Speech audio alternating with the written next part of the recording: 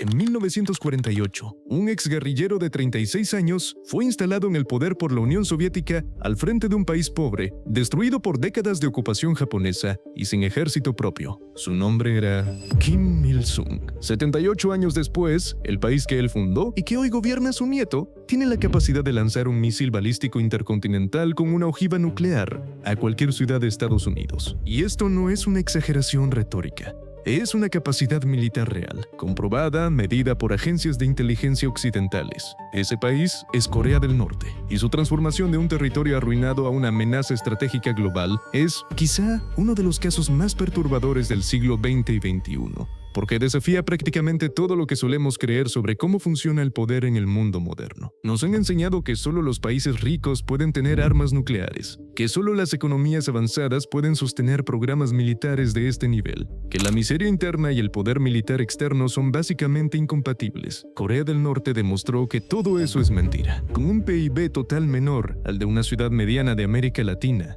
3 generaciones de la misma familia han construido uno de los arsenales más peligrosos del planeta. Han probado 6 armas nucleares, tienen misiles capaces de dar la vuelta al mundo y mantienen el ejército activo más grande del planeta en proporción a su población. Pero aquí está lo que casi nadie explica.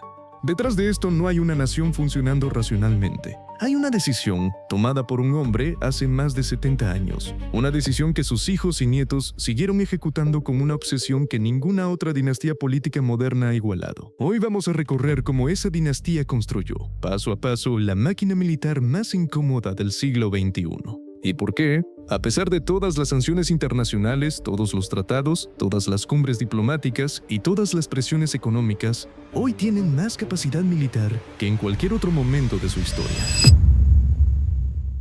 Antes de entrar en esta historia, si te interesa el tipo de contenido que hacemos en el canal, historias reales sobre cómo se construyen y se destruyen los países, los líderes y las civilizaciones que definen el mundo actual, suscríbete y activa la campana. Cada semana publicamos un nuevo video como este.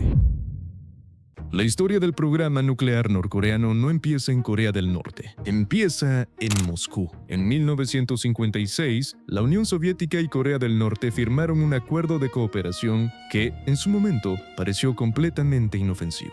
Los soviéticos ayudarían a los norcoreanos a formar científicos, a construir un pequeño reactor de investigación, a desarrollar lo que oficialmente se llamaba usos pacíficos de la energía atómica. Y aquí es donde aparece el detalle que casi nadie conoce. En los años 50, la Unión Soviética estaba compitiendo con Estados Unidos por la influencia global.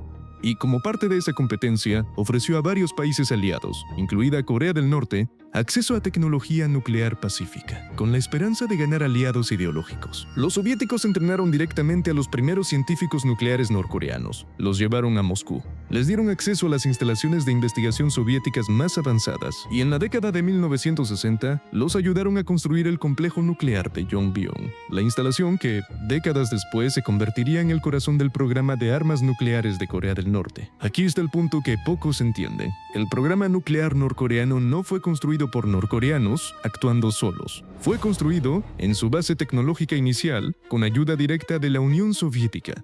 Y también, más tarde, con transferencias de tecnología de la propia China, que en los años 60 y 70 veía a Corea del Norte como un estado tapón útil contra la influencia estadounidense en la región. En 1963, cuando Corea del Norte pidió abiertamente a los soviéticos ayuda para desarrollar armas nucleares, no ya reactores pacíficos, Moscú les dijo que no. Pero para entonces, ya era demasiado tarde. Los norcoreanos habían aprendido lo suficiente.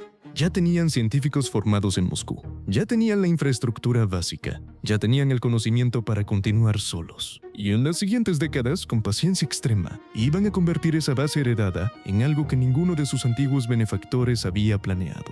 En 1991, la Unión Soviética se disolvió, y en ese momento, Corea del Norte tomó una decisión que definiría todo lo que vendría después. Durante décadas, el régimen norcoreano había dependido de los subsidios soviéticos para sobrevivir. Petróleo, fertilizantes, alimentos, armas. Cuando la Unión Soviética desapareció, esos subsidios se cortaron de golpe, y en los siguientes años, Corea del Norte vivió una de las peores hambrunas de la historia moderna. Entre 1994 y 1998, según las estimaciones más citadas, entre 600,000 y 1 millón de personas murieron de hambre. Un país entero colapsando frente al mundo.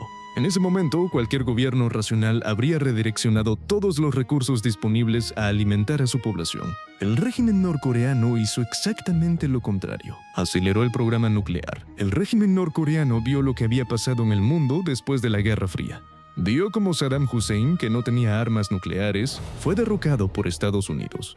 Vio cómo Muammar Gaddafi, que había abandonado su programa nuclear voluntariamente a cambio de garantías internacionales, terminó siendo bombardeado y asesinado años después, y sacó una conclusión que jamás abandonó desde entonces. Ningún país que tenga armas nucleares ha sido invadido por Estados Unidos. Para el régimen de Kim, las armas nucleares dejaron de ser una opción estratégica. Se convirtieron en la única póliza de seguros posible contra un cambio de régimen desde el exterior. Y a partir de 1991, todo el país se reorganizó alrededor de ese objetivo. Y aquí es donde aparece el dato que la mayoría no conoce. Corea del Norte gasta hoy, según estimaciones de agencias de inteligencia occidentales, entre el 22 y el 35% de su PIB en defensa. Para comparar, Estados Unidos gasta alrededor del 3% de su PIB. Rusia gasta cerca del 4%. Israel, considerado uno de los países más militarizados del mundo, gasta menos del 6%. Corea del Norte gasta al menos 4 veces más que Israel en términos proporcionales. Y en algunos años, según las estimaciones más altas, gasta más de un tercio de toda su economía en su ejército. Eso significa que por cada $3 que produce el país, uno se va directamente al programa militar. Es un nivel de sacrificio económico que ninguna otra sociedad moderna ha aceptado sostener durante décadas. Y ese sacrificio, medido en el hambre y la pobreza de 25 millones de personas, es el precio que el régimen decidió pagar para construir su arsenal. Pero incluso con ese nivel absurdo de gasto militar interno, Corea del Norte no tenía ni de lejos los recursos necesarios para construir un programa nuclear moderno desde cero. Y aquí aparece la parte de la historia que menos se cuenta en los medios. Corea del Norte no está aislada. Ha construido, durante décadas, una red clandestina de proveedores tecnológicos, científicos cómplices y estados que, por ideología, por dinero o por interés estratégico, le han facilitado exactamente lo que las sanciones internacionales intentaban impedir. La figura central de esta red fue un científico pakistaní llamado Abdul Qader Khan. Khan había sido el padre del programa nuclear de Pakistán.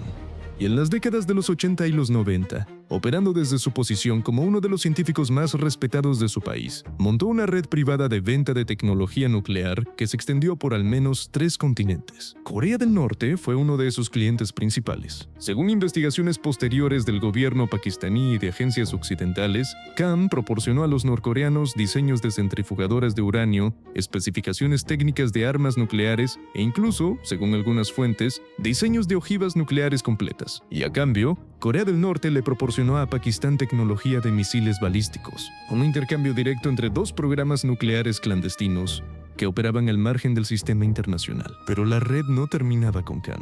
Empresas fantasmas registradas en Hong Kong, Singapur y varios países africanos han sido identificadas como intermediarias en el suministro de materiales y componentes para el programa norcoreano. Trabajadores norcoreanos enviados a Rusia, China, Angola y otros países envían miles de millones de dólares al régimen cada año, dinero que va, en gran parte, directamente al programa militar. Y más recientemente, según informes occidentales, la cooperación militar con Rusia se ha intensificado dramáticamente.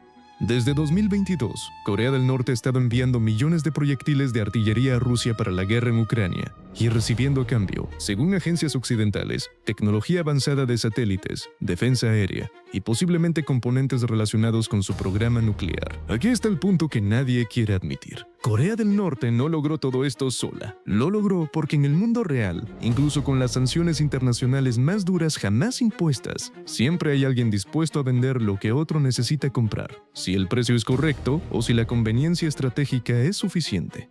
Hoy Corea del Norte tiene un arsenal estimado en aproximadamente 50 ojivas nucleares completas, con material fisible suficiente para producir muchas más. Tiene misiles balísticos intercontinentales que, en pruebas realizadas en 2023, demostraron un alcance de aproximadamente 15.000 kilómetros, suficiente para golpear cualquier ciudad de Estados Unidos. Tiene el ejército activo más grande del mundo en proporción a su población, más de 1 millón de soldados activos, en un país de apenas 25 millones de habitantes. Y todo esto en un país donde los apagones son la norma, donde las hambrunas todavía ocurren, y donde el ciudadano promedio jamás ha visto una computadora personal. Esa es la contradicción central de esta historia. Corea del Norte no es una potencia porque sea próspera. No es una potencia porque haya generado innovación tecnológica propia. Ni siquiera es una potencia porque haya construido industrias exportadoras exitosas. Es una potencia porque un régimen decidió, hace más de 70 años, que la supervivencia del sistema político era más importante que la vida de sus propios ciudadanos. Y en función de esa decisión, sacrificó todo lo demás. Todo, para construir un arsenal que hoy sostiene al régimen en el poder. Y mientras siga habiendo regímenes dispuestos a hacer ese cálculo, y mientras siga habiendo redes clandestinas capaces de facilitar la tecnología necesaria, Corea del Norte va a seguir siendo quizá solo el primer ejemplo de un problema más grande que el mundo todavía no ha resuelto. Y esa es la pregunta que la historia del programa nuclear norcoreano deja abierta.